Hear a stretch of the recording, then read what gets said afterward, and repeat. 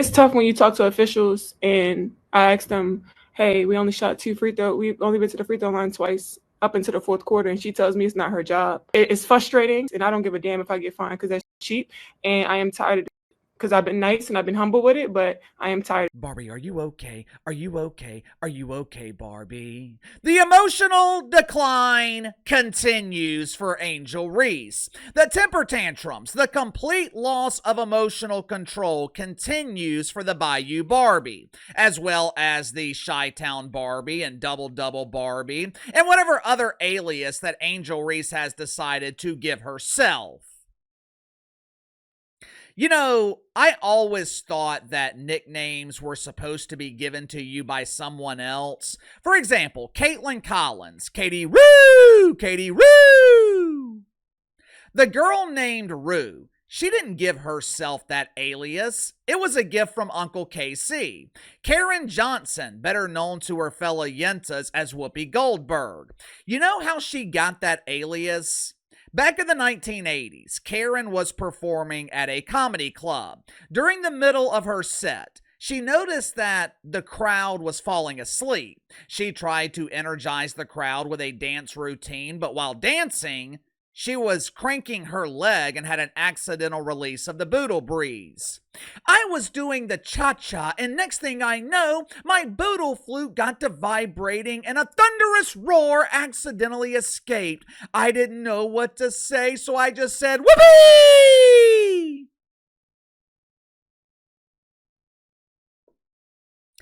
That's how Karen Elaine Johnson became Whoopi Goldberg, or the Whoopee Cushion. The point is, nicknames are supposed to be given to you by others, but for some reason, Angel Reese keeps giving them to herself. But I will give Angel Reese credit.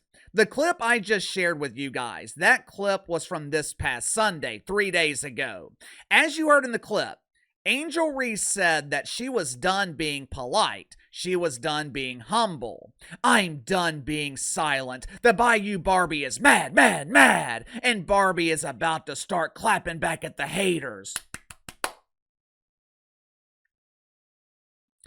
To her credit, Angel Reese said what she meant and meant what she said, which is something that Uncle KC respects.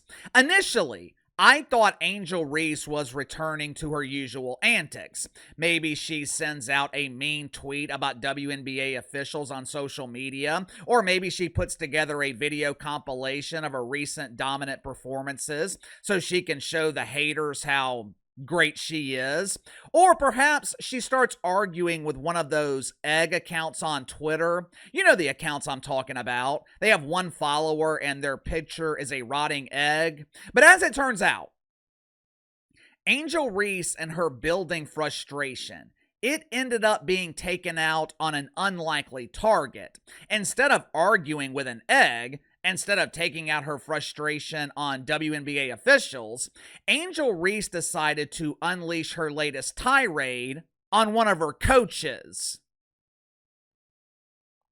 Make sure to like and subscribe. You can follow me on Twitter at KC_BTL84. Let's go ahead and get to the sponsor for today's video, my good friends at the Woodhaven. As you guys know, fall and winter are my favorite seasons. Growing up, one of my favorite things to do was sit around the fire, whether it was the fireplace at home or the parties that we had around bonfires when I was in high school and college.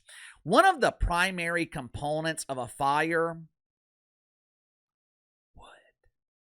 but what do you do with all the wood during the summer? You got to store it, and it's got to be organized. Otherwise, you open yourself up to snakes and rats living in your wood pile, which is where my friends at the Woodhaven step in. Woodhaven is a fourth-generation family business who manufactures top-of-the-line firewood racks, carts, and outdoor accessories right here in America. Woodhaven racks are visually appealing. This is not going to be an eyesore in your backyard. The racks are designed to keep firewood covered and off the ground, so you don't have to worry about it getting wet. All Woodhaven products come with a lifetime warranty and free shipping on orders over $150. So click the link in the description below. Use my promo code BTL10. Save 10% off your first purchase with the Woodhaven. Yesterday, the Chicago Bravado were scheduled to play pretend basketball against the Washington Mythicals. For reasons unknown, this mythical event of make-believe was played in the Eagle Bank Arena in Fairfax, Virginia. Normally, the Mythicals play their home games at the Boys and Girls Club. The local Boys and Girls Club in Washington, D.C. can hold 4,200 people. That number could potentially double when the boys are pretending to be girls. Naturally, I was curious as to why this game was moved all the way to Virginia. Well, KC, it's only 20 miles away. Yeah, 20 miles in a major city is a long way. I can drive across the state of Idaho faster than I could drive 20 miles through Atlanta.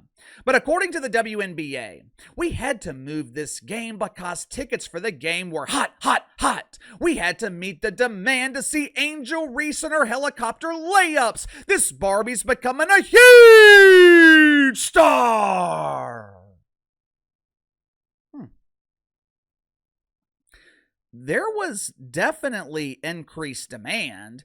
There were over 9,000 people in the miniature arena, but once again, Angel Reese failed to sell out. But that's okay. Because the rising star Barbie put together another dominant performance. 22 points, 15 rebounds. Like I told you guys the other day, credit where credit is due. Angel Reese has completely turned her season around.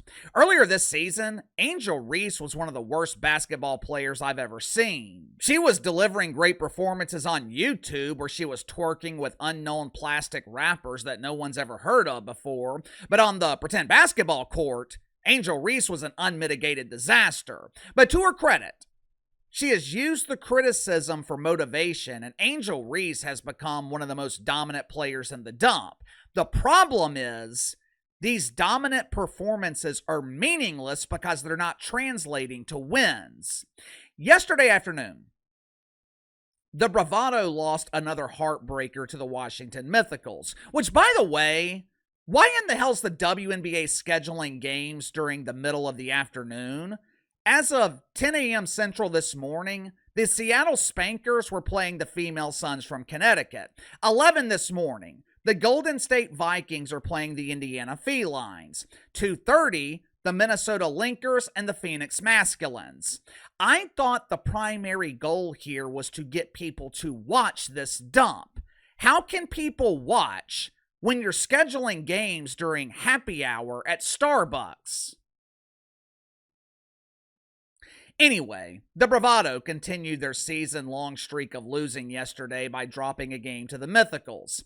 Angel Reese had a dominant performance, but her performance was once again overshadowed by her antics.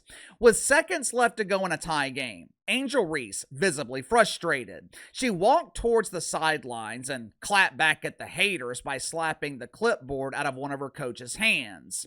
Now, if this were an isolated incident, would it be a big deal? No. The problem is, it's not an isolated incident. For starters, you don't want your antics to overshadow your performance, which has been a constant problem for Angel Reese throughout her career. She is more known for her behavior than pretend basketball. But if I'm the Chicago Bravado, I'm not worried about Angel Reese slapping some doofus clipboard. I would be worried about the reason that Angel Reese slapped the clipboard. In the span of 48 hours, Angel Reese unleashed a tirade on WNBA officials. Now, even though she was right in what she was saying, it was clear she was visibly frustrated. Following game on Tuesday, she's slapping a clipboard out of the hands of her strength and conditioning coach. To me, these are signs of a frustrated Barbie. These are signs of a Barbie that's tired of losing. You know, adversity exposes your true character. Losing exposes your flaws. One of the reasons Derek Carr is hated in New Orleans is how he handled adversity. Or in his case, how he mishandled adversity. When things weren't going his way, which was damn near every week, Derek Carr had this tendency to blame everyone else. I remember on Thursday Night Football, he blamed Chris Olave for running the wrong route. He got into arguments with his offensive line, threw a pick six in the red zone against the Falcons, against a defensive scheme that the Saints practiced against that week.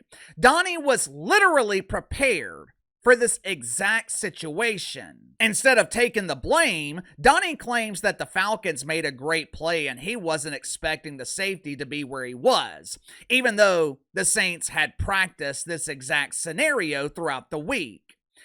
As one-offs, these are small things, but if you've ever been married, you know that small things have a tendency to turn into major problems. If I'm the Chicago Bravado, I would be worried about Angel Reese demanding a trade. Earlier in the season, she had no one to blame but herself, but over the last 4, maybe 5 weeks, Angel Reese has been dominant and you're still losing. But KC, you said Angel Reese is not an impact player. Yeah, she's not, but that doesn't mean she wants to keep losing. It is abundantly clear the losing is getting to her. The frustration is starting to show. I think one of the reasons that Angel Reese has been more subdued on social media, you can't talk shit when you're losing. Now, there's been no indication that Angel Reese wants to be traded yet, but next weekend, she's going to be surrounded by other all-stars. We have seen this in the NBA where stars get together, they get to talking, and they eventually work something out. Whether or not that happens with Angel Reese, I don't know. The only thing I know for sure, Angel Reese is not making the playoffs this season without being traded. But give me your thoughts on this. Angel Reese, visibly frustrated again and throws a tantrum. Is the frustration tied to all the losing? Could Angel Reese request a trade? Sound off in the comments below. I'll see you guys later.